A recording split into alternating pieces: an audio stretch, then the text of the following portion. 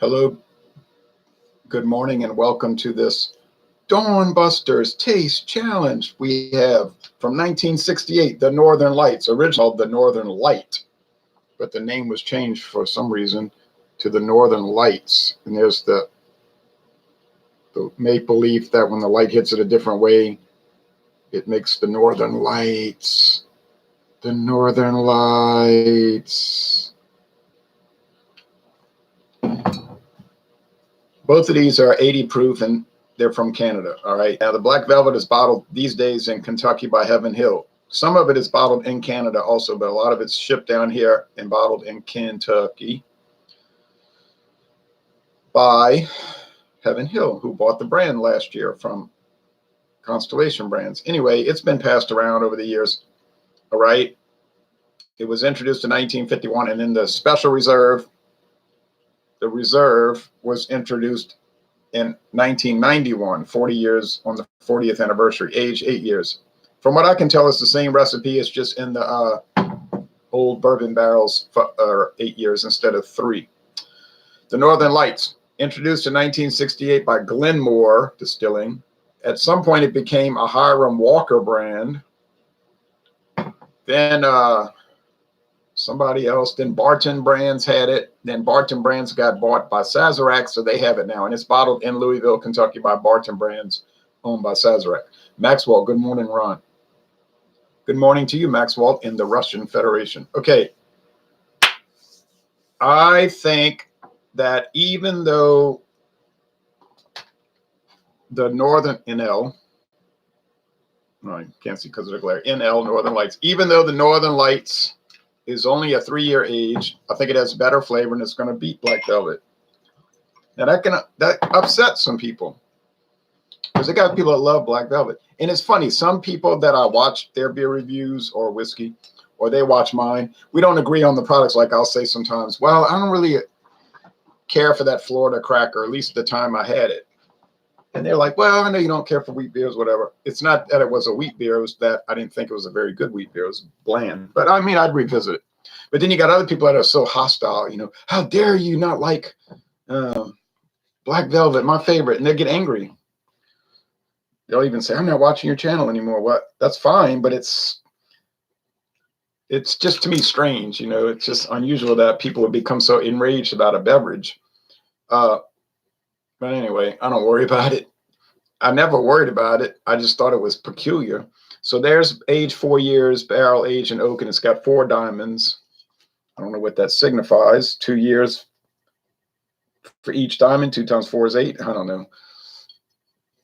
Now, somebody told me that the Shenley Golden Wedding is the same bottle as this. I think that's what they said. This kind of like honeycomb shaped bottle. Beautiful bottle. It was $10.99 on sale. Don't look for that. Don't expect to get it for $10.99. The Black Velvet Reserve is going to cost you about $15 or $16 in a normal situation. But I happily run across abnormal situations that work to my benefit with buying liquor. Now, Black Velvet Reserve, they're showing a bottle with the rocks glass, and they're drinking it without the rocks. Neat. The medium-bodied spirit delights with a mix of nutty, malty, and spice notes, providing a dry but mellow grain taste on the finish that offers a hint of wood. Like I say, beautiful bottle. They got a new label I see here. New updated label, different from mine. Is it a better looking label? You can look at the link down below if you want.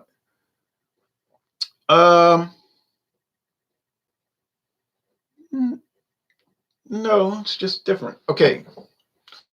Same bottle design. Let's get off of that website. I got to watch how many times I get on StreamYard. What's the name of that thing? The goose.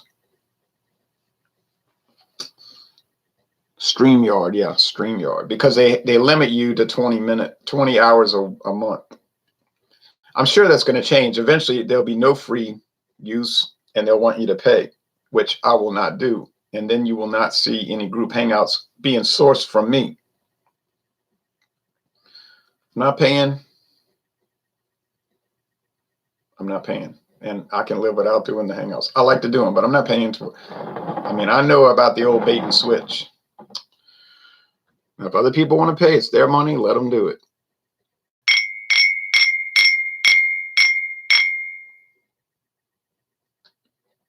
Northern Lights. Gold, Black Velvet Reserve Gold. The color doesn't matter. The price, well, that matters. You're talking about, let's say $15 a bottle.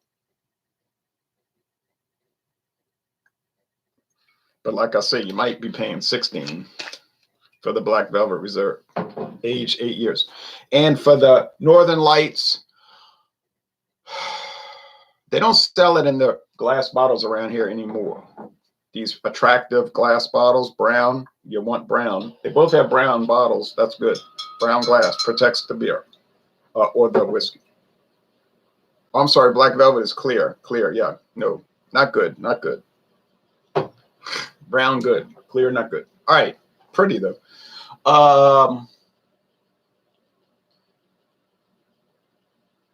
You can get the handle bottle, which is plastic. Bleh. So it's a Black Velvet handle bottle, but it'll cost you about $15.99. You could just get it and pour it in the bottle, the glass bottle, as you use it. But it's assuming you can get a glass bottle. So the Northern Lights, I paid $9.99. And then when Winn-Dixie was getting rid of that brand, Walmart still prominently features it. But when Winn-Dixie was getting rid of that brand, they were selling the bottles for $4.75. I didn't even need it, but I said for $4.75, I'm buying it. You know what I mean? I don't pass up a deal like that. Just like that Appleton Estate rum. It's like usually $20. $19.96 at Walmart. Saw that this week. But I wasn't going to pass it up when Matherns had it for $9.99. That's half price. I don't pass up deals like that. And it's not a question of needing. I don't need any of the liquor. I don't need it. I ate breakfast this morning. I need food. All right, that's a primary need. I need money to buy food. That's a secondary need because you need the money to buy the food. Of course, you could grow it yourself, but it'd be much more difficult. Liquor is not a need, it's a want. You say, well, it's a luxury item. That's right. And that's why they have excise tax, luxury tax, because the government wants your money. But, they say you don't need cigarettes, you don't need wine. You just want it.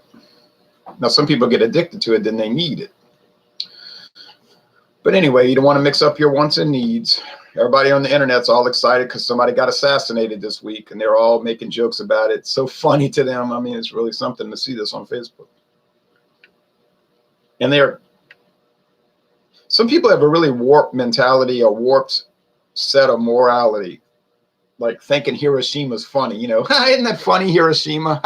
That shows them. That showed them. It's so comical, Hiroshima, the attack on Hiroshima, August 1945. They think that's funny. But it's strange because those same people would be highly offended if you made jokes and had a sense of frivolity about German special operations against certain civilian populations of Europe during World War II. So their morality falls along these lines. It's funny and comical and hip and cool to make fun about the attack on civilians in Hiroshima, but at the same time, it is absolutely beyond the pale of inappropriateness to make fun and have frivolity about German special operations against civilian populations in World War II. Strange, though, isn't it? Case A, intentional attacks on civilian populations. Fun enjoyment, according to Facebook members. Intentional operations against attacks on civilian populations in Europe during World War II, absolutely unacceptable. Same result. I don't know. I don't want to get into all that, but I like to study these moral questions. And I guess these people, these neoconservatives that I've talked to, they would say it's situational ethics. It depends. I said, you're right. It depends who's doing it. And if my team's doing it, it's okay. Hoorah. And if your team's doing it, it's bad. It's oh so terribly bad. All right. Ha ha.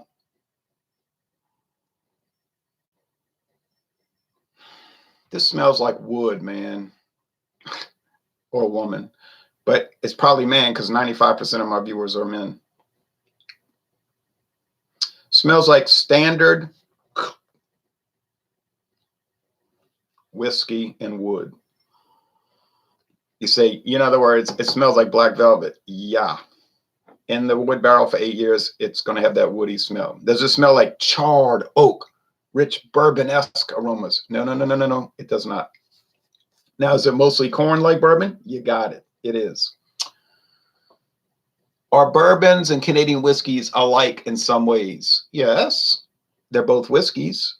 They're both distilled. They're both aged in wood barrels. They're both predominantly corn, almost certainly yellow corn grits. They both use rye generally as a spice. Are there other very distinctive and important differences? Absolutely.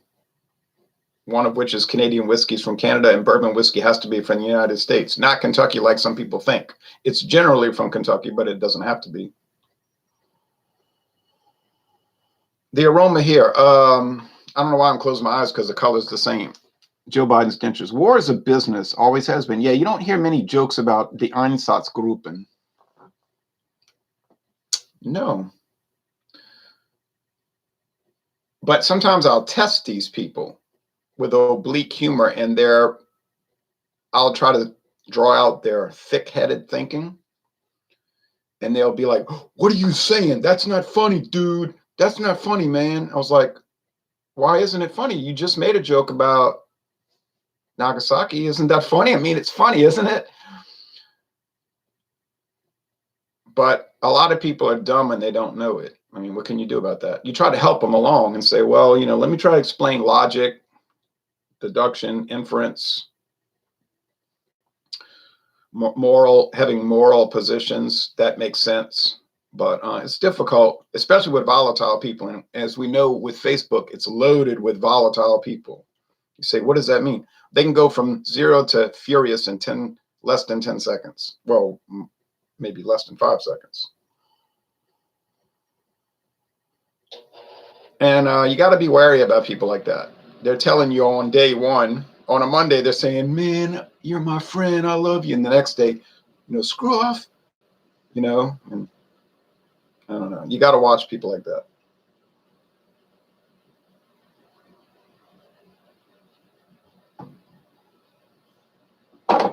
And there's a lot of people like that.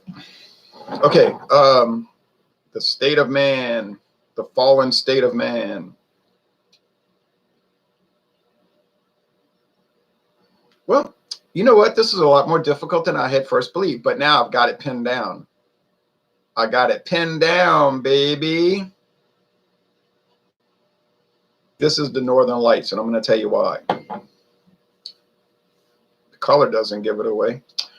It's the Northern Lights because it has that, as Johnny Neely classically described it, the almond extract flavor. I mean, what else was he supposed to say? It's hard to figure it out. But we kept thinking about it and drinking on it. If you think on it and drink on it, you'll kind of get down to it. And we kind of kept factoring out variables, and we got down and said, it's like, a fraction. You keep reducing it. And we said, oh, it's the white rum, silver rum that's added. And this is, of course, more theory more than fact. But I think it's a solid theory. Is it definitive? No. Do we know for sure? We do not. But we are strongly convinced that it's the white rum. And this has that aspect. You might find it strange or exotic or unusual, but well, it's been on the market 52 years. Somebody's drinking it. It is a top.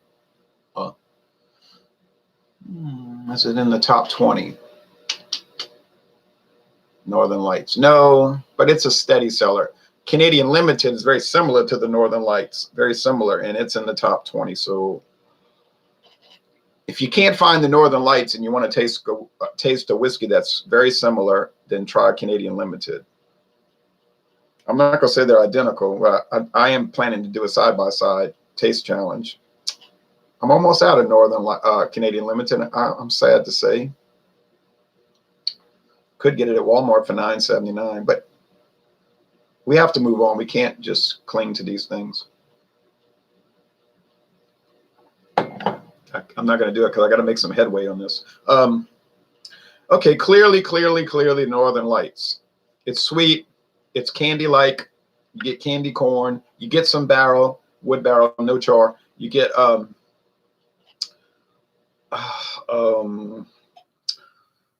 the sweetness, a sugariness. Is it molasses? I don't know. It's distinctively sweet. It says whiskey with natural flavors. What would those flavors be? Well, that's a fairly strict protocol also, but could be some kind of cream sherry, added cream sherry, but it's definitely not going to taste like bourbon.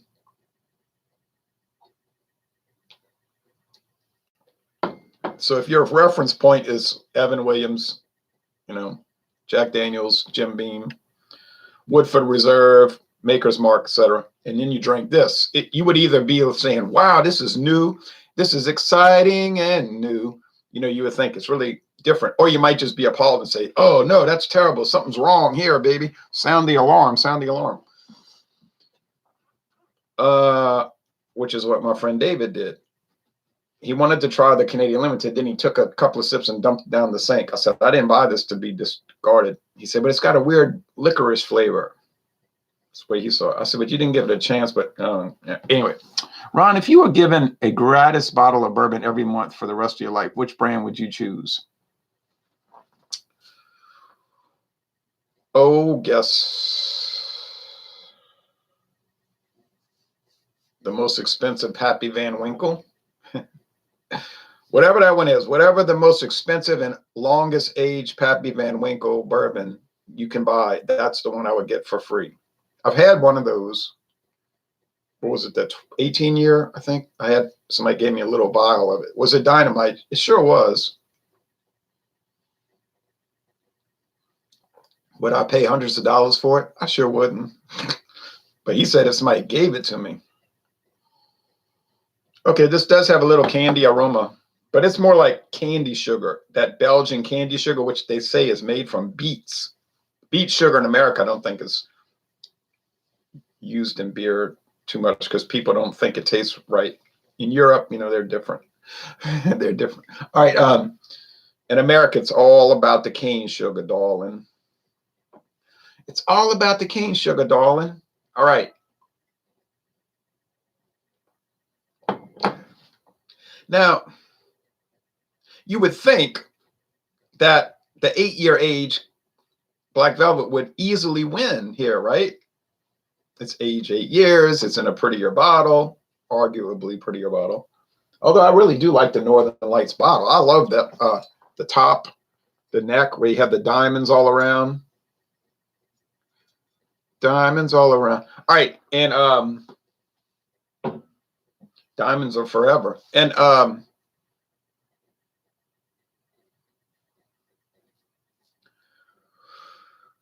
but you just would, but it's not winning. It's there's something about Black Velvet that's just so I was saying bland, not damned. It's bland and dull. Got my words confused.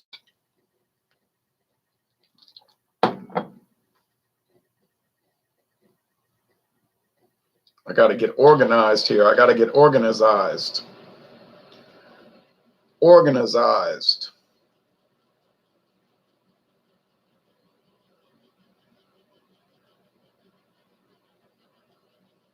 You're quite unlike anyone I've ever met. Okay. I would say he has a lot of problems. Anyway.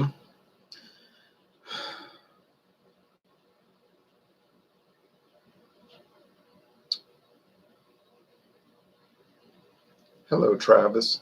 The wood is definitely shining through now. The wood comes shining through, the true wood. So you do pick up an oak thing here.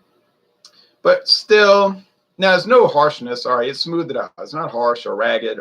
And we were talking about that, Food Quig was talking about, you know, you got to watch it, talking about harshness and character and all. I said, I know, I understand what you're saying. We're thinking along the same lines. I was just saying some things are harsh and they have no character. You know what I'm saying? That their character is not good and they're harsh. But then some things can be kind of challenging but have a lot of character, and then you really enjoy them, you see. But my overall opinion of this whiskey is that it just doesn't taste that good. To me, it's just a lot of wood on your tongue, and there is kind of a little nasty little bite there. And I mean in a negative way, kind of like the Gibsons. And some people got just outdone by me hating on the Gibsons. And I didn't actually hate on it, but I certainly didn't praise it, and I would never buy it again. But I got it. I'm going to have it for a long time because that huge bottle, huge, beautiful glass bottle. So this, I would never buy Black Velvet Reserve again. I just would not do it. I'm sorry.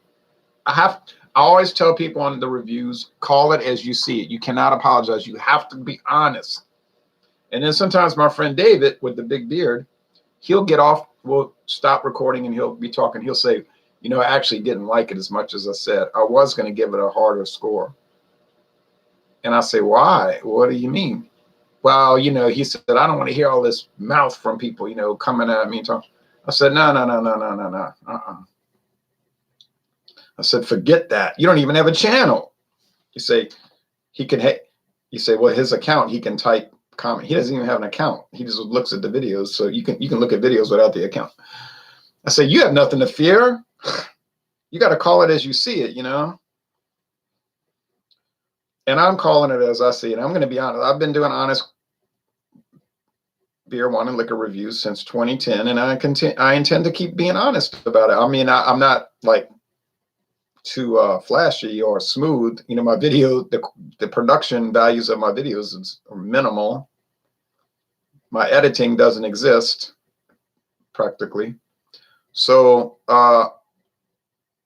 aesthetically, if you're looking for a great production, this is not the channel. But honesty, I'm going to say you're going to get it because I'm going to be honest. It may not be popular. You may not agree. You may not like it.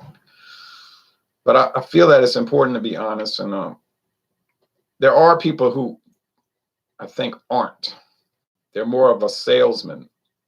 You know, they're into merch, selling T-shirts, selling other things off their channel, promoting their channel. It's all about how many subs do I have? You know, hey, YouTube, hey, guys, how's it going? And all of that. And it doesn't make any difference to me, especially since their interests don't conflict with my interests. But it just doesn't appeal to me. And I know some people, they'll do a beer review and then they'll reshoot it the second time because they want to get a better handle on it and they want to project better. They don't feel comfortable going in cold on a beer. Well, I always go cold, almost, well, 99% of the time go in cold on a beer. So I like you to see my reaction. Like, here's what I think. Some people say my face gives it away, and I think that's true. Okay, that is the Northern Lights, without question. You want to call this a challenge, go ahead, but it isn't really. So I'm going to see that this tag is going to say NL, not Newfoundland, which I'd like to go to Newfoundland one day, but Northern Lights. Oh, there we go. The Northern Lights, the clear winner. I don't care if it's aged 5 years less in the barrel. It just tastes better. To me, it's a better product. I'm sorry. Is Black Velvet Reserve terrible? Well, it's not anywhere near terrible. I would say it's still in the B range, in the good range, maybe more like 80 B minus than 89 B plus, but it's still good. But that doesn't mean anything because there's a lot of good things that you can buy for $10 a bottle. So when you look at it in perspective, a B score might even be a bad score, especially when you're paying sky high prices. We find this in beer oftentimes. We buy beer, $5, $6 a bottle. I'm talking about a regular 12-ounce bottle, 355 milliliter bottle. Now, if I'm paying $5.99 a bottle, this beer had better be world class or nearing world class. Anything else is a failure. You know, I'm not paying Cadillac prices for a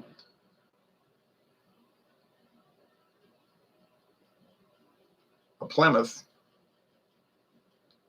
Although some people are going to say, yeah, but if you look at the maintenance records of those two, you got to start thinking, yeah. Okay. But you know what I'm saying? I'm not paying for gold and I don't want to get bronze. I'm not paying for a first place and I want to get third place. So you get the analogy. So when I buy these beers, oftentimes I'll say, well, it's a B, it's good, it's an 85, it's good. But I paid $6 for the bottle, which means it's bad. Because I can get a lot of good beer. I can get a good beer for $7.99 a 15 pack. Actually, I would score that in the low A's. A minus is very enjoyable. It's well made. It's very well done. I don't care if it's mass produced. So if I can get a very high quality beer, in my opinion, for $7.99 a 15 pack, I'm going to take very strenuous and aggressive issue with a beer that's only a B and I paid top dollar. So, you know, this Black Velvet Reserve is making me pay, in my case, $10.99, but normally $15.99 for a bottle. But it can't compete, in my opinion, with one that's $9.99 a bottle. All right, enough rant. You get it. You get the point.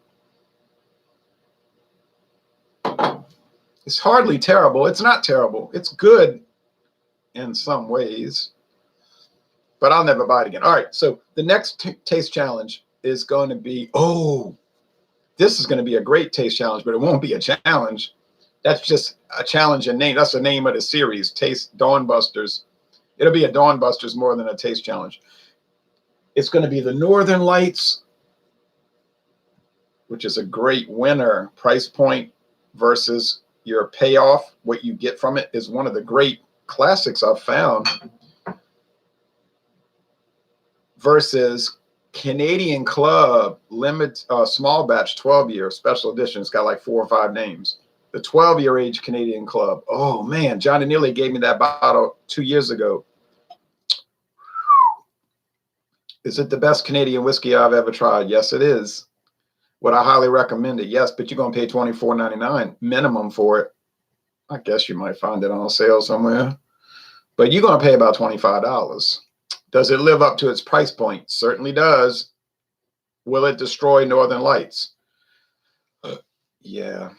The Northern Lights is a winner, but it ain't no Canadian Classic, Canadian Club 12-year. That's a great, I mean, my friend David, who's about the most pickiest person I ever met, he's like Mikey on the Life commercial. He hates everything. So they were so impressed when Mikey liked Life cereal, remember? He likes it. In other words, if you could please him, it must really be good, right? Because the kid hates everything. So my friend David, he hates everything. But he tried the Canadian Club 12-year. Boy, he was bragging on that left and right. I said, now we know it's good. D'Angelo Terrell says, malt beer is the best. It gives you more of a buzz, right? I don't know about that. I really can't comment on that because I never grade beers according to that factor. So it could be. I've drank a lot of super bitter IPAs that'll get you rolling if you drink too many. All right, thanks for watching this video production. On to watch the news.